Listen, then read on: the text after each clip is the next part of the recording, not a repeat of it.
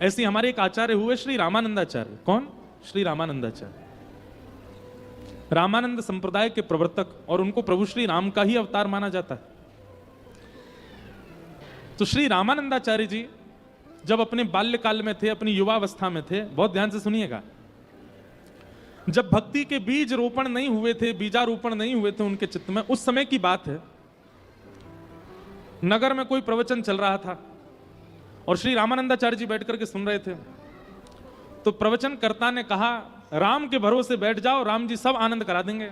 जैसे अभी हम कह रहे हैं ठाकुर जी पर छोड़ो सारी इच्छाएं, ऐसे ही कोई वक्ता कह रहे थे कि राम जी के भरोसे हो जाओ, राम जी सब करेंगे। अच्छा एक बात सुनिएगा, कई लोग यहां बैठे हुए, कहीं ऐसा अनुमान मत लगा लेना कि भाई हाथ पे हाथ धर के बैठे रहो, सब आलसी बन जाओ, सब काम राम जी करेंगे, ऐसा नहीं कह रहे हैं हम। सामान्य कर्तव्यों का निर्वहन आपको करना है। प्यास लगेगी पानी पीना है, भूख लगेगी भोजन करना है। कर्म करते हो, अपने दफ्तर जाना, हॉस्पिटल जाना, क्लिनिक जाना, इधर जाना उधर जाना, ये सब करना है। एक्स्ट्रा जो इच्छाएं आपके चित्त में प्रकट होती हैं, जिसकी वजह से आप ओवर थिंक करते हो, वो सब खत्म करनी है, वो सब ठाकुर जी पर छोड़नी है। तो लेकिन यहां पर रामानंदाचार्य जी ने यही अर्थ लगा लिया कि राम राम करो तो राम जी पूरा जीवन पालन करा देंगे। तो रामानंदाचार्य जी ने जाकर के उन व्यास जी से कहा, बोले भगवान आप व्यास मंच पर बैठे हैं, हम आपसे कुछ कह तो नहीं सकते, आपकी सारी बातें स्वीकार हैं, पर आप कह रहे हैं राम जी के भरोसे बैठ जाओ, राम जी रोटी खवा देंगे क्या? तो व्यास जी थोड़े से क्रोध में आ गए, और क्रोध में आके उन्होंने कहा, हाँ अगर राम जी के बस में आ जाए तो राम जी रोटी भी खवा देंगे, तुमको कोई कुछ नहीं करना पड़ेगा, राम राम जपो बस, राम जी रोटी भी खवा देंगे। रामानंदाचार्य जी ने सारे गांव के लोगों को बुलाया, भैया देखो, जाने लक्ष्मी जी के किस स्त्रोत पाठ से होने लगी थी सोने की वर्षा, महाकुंभ की आखिरी पूर्णिमा। सारे गांव के लोगों को बुलाया, भैया देखो हमारी बात सुनो, मैं अपने गांव से कोसों दूर एकांत एक अज्ञात स्थान पर जा रहा हूं, ना रोटी लेके जाऊंगा ना दाल, कुछ नहीं लेके जाऊंगा अपने साथ, केवल राम राम जपूंगा। 24 घंटे के अंदर अगर राम जी ने मुझको रोटी खवा दी तो मैं स्वयं आप सबके सामने वचन लेता हूं कि जीवन भर राम नाम और प्रभु श्री राम का गुलाम बन के रहूंगा। लेकिन शर्त यह 24 घंटा में रोटी राम जी खिला जाएं, मैं कोई प्रयास नहीं करूंगा, मैं केवल राम राम जपूंगा।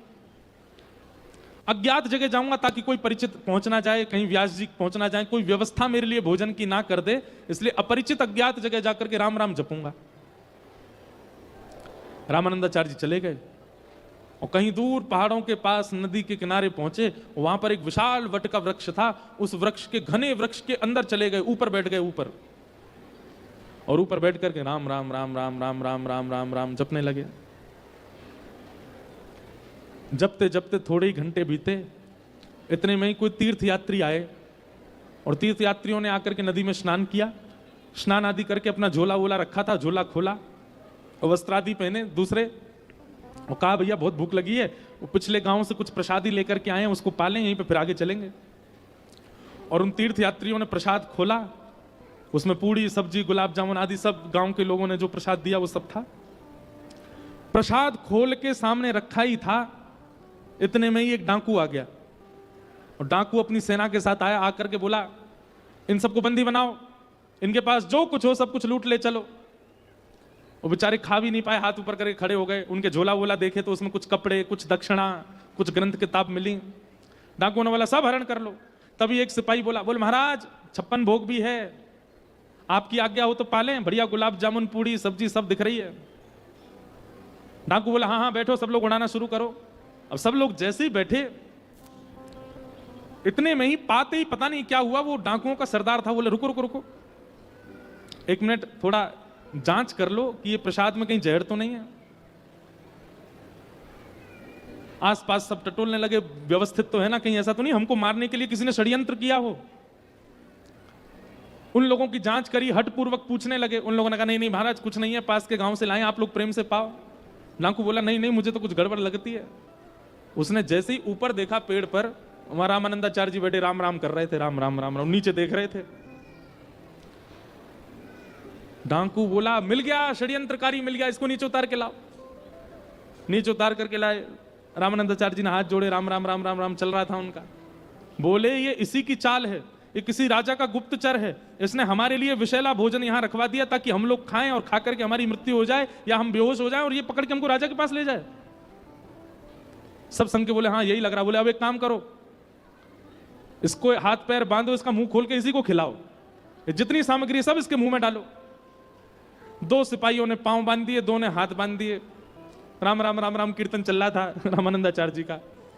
डाकुओं ने मुंह पकड़ा, जबरदस्ती खोला और जबरदस्ती खोल करके ये ले गुलाब जामुन खा। जैसे ही मुख में डाला रामानंदाचार्य जी के आंसू आ गए।